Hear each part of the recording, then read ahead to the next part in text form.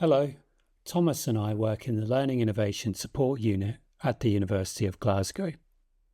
We're going to present today on how we collaborated with University of Glasgow Singapore to redesign their programs for blended delivery.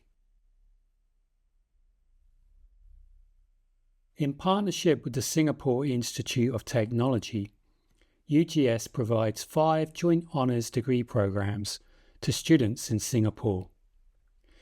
The new campus is designed to facilitate applied learning, active learning, and blended learning with significantly less capacity for face-to-face teaching. A mindset shift is required from staff and students to realise flipped learning's full potential. The goal of this project was to help encourage this mindset shift in the UGS teaching staff by providing them with guidance on designing for blended learning. This slide shows the project timeline and the major phases. For example, in the analysis phase, we collaborated with the UGS LTS Task Force, Loong, Jolly, and the UGS Director, Cindy, to develop the support plan. Stage 3 of the plan is ongoing. Staff who have already redesigned their courses will buddy up with those redesigning theirs for 2025. This was a big project with lots to communicate and share, but for this short presentation, we decided to focus on issues that are transferable. At Glasgow, we deploy a local digitised version of the ABC Learning Design Framework called the Course Content Mapping Framework. The support plan required that UGS staff use CCM to redesign their courses for blended learning. We mapped the resources in their VLE to the 6 ABC learning types and created a SharePoint site for the UGS staff with helpful examples of the learning type and the digital tools they map to. The Course Content Mapping Framework takes the form of an online resource accessed via a range of online tools. The major benefit of the tool is it allows us to collaborate online to sequence the design of each week of the course. Cards that cover the 6 learning types can be dragged and dropped onto the board. To visualize the time learners are spending on each learning type, LISU have created a spreadsheet that captures the time component for each week. The dashboard page pulls in all the weekly data into one page to display a course chart, which allows you to see the learning activities and times for the full week, helping with programmatic design and continuity between courses. In designing our upskilling sessions, we were influenced by the definitions in the JISC Beyond Blend report and its approach to curriculum design. The 4 models of participation, live online, live in place, asynchronous online, and asynchronous in place, can be incorporated into the ABC Learning Design Framework. The challenge is achieving a mix of synchronous and asynchronous learning activities to support learning. Due to the international partners involved in this project, online was the primary mode of collaboration. We designed and delivered 1 week of online staff training and then travelled to Singapore to deliver another week of live in-place training. It's very time intensive to pre-record webinars. For some we were going to pre-record, we decided to deliver them live, as it's quicker to do them live sometimes. With pre-recording, you can take ages trying to get it perfect. This was a collective effort with collaboration from academic and digital development, student learning development, and academic staff with experience in blended learning. After each training week, we gave staff a feedback survey to complete.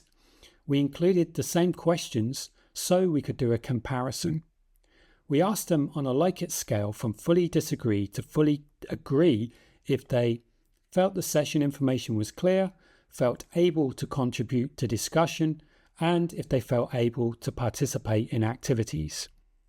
For each of these bar graphs, the top bar is live in place, the middle one is live online, and the bottom bar is asynchronous online. You can see a pattern going up with the opinion becoming more positive, but in general, the feedback was quite positive overall. We're now going to discuss what we learned. Do you recognise any of these challenges? These are four of the main challenges that we faced during this project. So parents are critical of blended learning, and that's from a value for money perspective. Students have a negative reaction to teachers as a facilitator in some cases, and this is because they want to be fed the information to pass their assignments rather than a more scaffolded approach where they work through problems and discover the answers for themselves. Group work is also something that was a challenge. Students want to be placed in groups with classmates of equal ability level or with their friends. Also, there are a significant percentage of students who only engage at assignment time, so they're largely absent throughout the term and then appear at assignment time in order to pass their exams. In April 2024, we had the privilege of meeting our UGS colleagues in Singapore. Firstly, what I would say is it's important to recognise the environmental impact of international travel. Two of the main issues that were raised during the online sessions were the lack of local context and the desire for more practical sessions. This trip allowed us to tackle these feedback points. When we arrived at each campus, staff had informal conversations, worked together, and had lunch as a team. Importantly, we'd already established relationships with the staff, but some key elements were missing when we only met online. As you can see, we had time to build relationships with staff that was not possible online. We delivered practical sessions, and Gareth and I had the opportunity to establish a classroom presence, enabling staff to work at their own pace through the materials. We could provide one-to-one support, and because everyone was working together, some colleagues with more advanced skills could help out as well. This was an opportunity to experience a different mode of participation and get a sense of engagement levels in a face-to-face setting. Staff were very appreciative of our commitment to supporting them. Another point is that we could commit an entire day to working with colleagues from each faculty and dedicate time to work with staff one-to-one. From our experience, we would argue that live face-to-face participation still has a place when upskilling. University of Glasgow and University of Glasgow Singapore staff learned a lot during this project, and here is a summary of the lessons that we learned. A multiple department team effort was required to complete a project of this scale. There needed to be buy-in from senior management.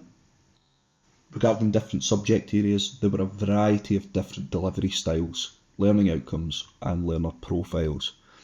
And we found this to be one of the key themes that emerged throughout the project, where no two courses are exactly the same. Regarding accessible online mathematical materials, one of the major challenges came in the redesign and development of engineering modules to ensure that online maths was accessible. There was a lot of work involved in training staff to produce an accessible maths module. Some of the challenges included developing an effective workflow and, just in general, the amount of resource it took to develop accessible mathematics within the modules. So we're going to talk about the conclusion now, where we're going to go through the project benefits and impact. A major benefit to the university is that all the things that we have learned will feed into the University of Glasgow's new Sustainable Content Design Framework for online and blended courses. So the impact will be felt by the whole university. We're also interested in evaluating the effectiveness of the University of Glasgow Singapore Resource Hub for supporting UGS staff, as first line support from our team is reduced. The next steps in this project will involve gaining feedback from lecturers on how their courses were received by students, what worked well and what needs to be reviewed. This will help inform our practice when advising and supporting colleagues at University of Glasgow in the future. Thank you for listening.